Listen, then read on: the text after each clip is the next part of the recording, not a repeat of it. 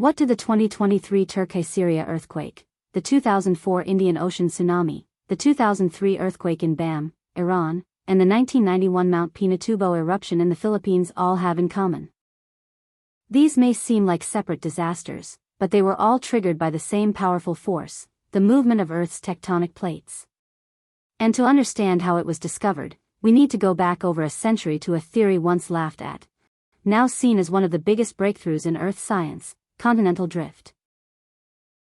If you're curious to learn more about how our planet works and how these incredible forces shape everything around us, don't forget to hit like and subscribe. It really helps the channel, and stay tuned to discover the fascinating story behind the birth of the theory of plate tectonics. So, why should the theory of plate tectonics and continental drift matter to you? Well, understanding plate tectonics isn't just for geologists, it affects your safety, your environment, and even the economy.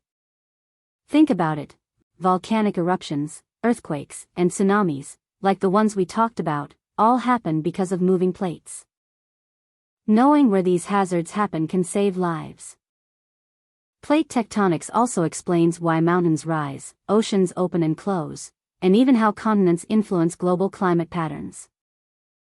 Here's something you might not expect: many natural resources we rely on, like metal ores, oil, and natural gas, are formed by these same processes. In short, understanding plate tectonics connects everything from weather to geopolitics. But this theory wasn't always around. Let's rewind and see how it all began.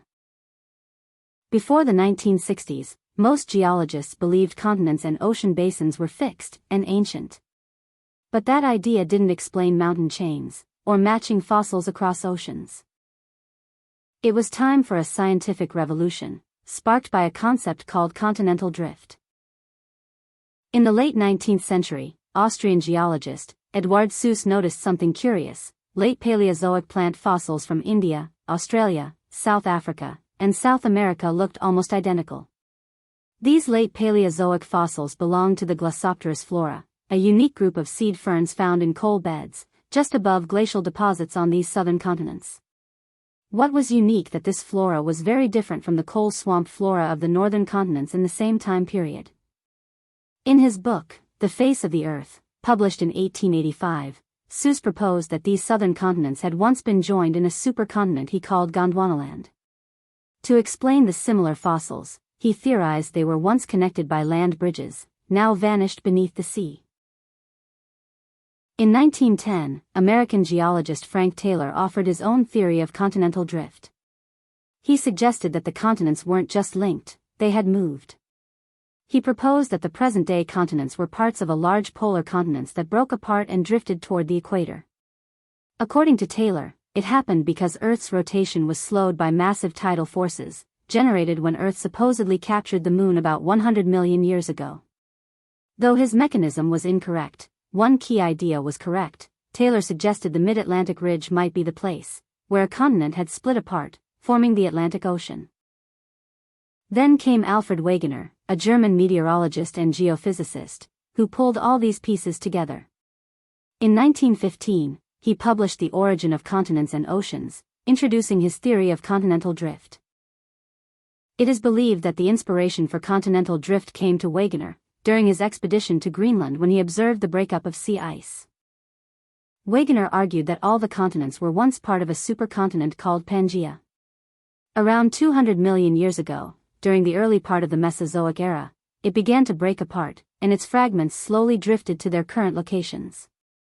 Alfred Wegener presented his theory of continental movement through a series of illustrative maps that depicted the breakup of the supercontinent Pangaea and the gradual drift of the continents to their current positions.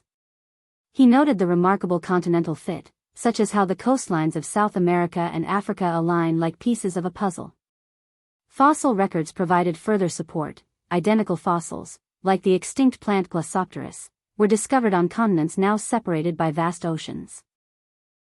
In addition, matching rock formations and mountain ranges were found on different continents, suggesting they were once joined. Climatic evidence also reinforced his claims. Glacial deposits were found in regions that are now tropical, indicating they were once closer to the poles, while coal deposits, formed from ancient swampy forests, were discovered in what are now polar regions. Together, these clues pointed to a dynamic Earth, where continents were not fixed, but slowly drifting over geological time. Wegener's theory explained these strange patterns. But there was a problem. Wegener couldn't explain how the continents moved. He suggested that tidal forces from the moon and sun were responsible for their movement through the ocean crust. But this idea was quickly challenged by physicists like Harold Jeffreys, who said such forces would have stopped Earth's rotation if they were that strong. Others pointed out that the ocean crust was too rigid for continents to move through it. He also suggested that the larger continents broke through thin oceanic crust, just like icebreakers cut through ice. But again, there was no geological evidence to suggest that the ocean floor was so weak that it can be broken by the moving continents without being deformed. In 1928, the American Association of Petroleum Geologists held a symposium. After heated debate, most scientists sided against Wegener. His idea was labeled speculative and footloose. Still, Wegener persisted. In 1930, on his fourth expedition to Greenland, he aimed to prove that Greenland had drifted, using astronomical measurements. Tragically, he died during the journey. Though his theory had been dismissed in his lifetime, his work laid the foundation for a future scientific revolution. Still, some scientists carried the torch. South African geologist Alexander du Toit expanded Wegener's ideas. In 1937, he published Our Wandering Continents, offering even more geological and fossil evidence. Du Toit introduced the idea of two ancient landmasses. Gondwana, including South America, Africa, India, Australia, and Antarctica. Laurasia, made up of North America, Europe, and most of Asia. But here's the fascinating part. He noticed that rocks from the same time period told very different climate stories depending on where they were found. In Gondwana, there were widespread glacial deposits, showing that those continents had once been near the South Pole. But in the Northern Hemisphere, the same aged rocks contained coal deposits, evidence of ancient swampy forests, which could only have existed near the warm, tropical equator. That didn't make sense. How could one half of the world be freezing while the other was hot and humid at the same time? To solve this climatologic paradox, Du Toit rearranged the map. He placed the Gondwana continents around the South Pole, explaining the glaciers, and clustered the northern continents near the equator, where conditions would have been perfect for forming those ancient coal swamps. It was a smart explanation. By shifting the continents around, he made the climate evidence fit perfectly, another strong clue that the continents had really moved. Wegener was wrong about some details, but his core idea was right. Over time, scientists gathered more evidence. Even with mounting evidence, most scientists still resisted continental drift, until the mid-20th century. After World War II, modern instruments, like sonar and magnetometers, helped researchers map the ocean floor. They discovered mid-ocean ridges, symmetrical magnetic stripes and deep-sea trenches. These findings led to the theory of seafloor spreading, where new ocean crust forms at ridges and moves outward. By 1968, all the evidence converged into a single, elegant theory, plate tectonics.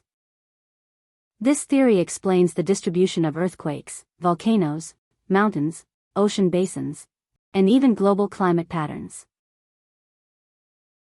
From Suess and Taylor to Wegener and Du Toit, the story of continental drift is a story of bold ideas and slow acceptance. So if you found this story as fascinating as we did, give us a like, subscribe, for more such stories that challenge the way we see our world. And stay curious, because the Earth is still moving.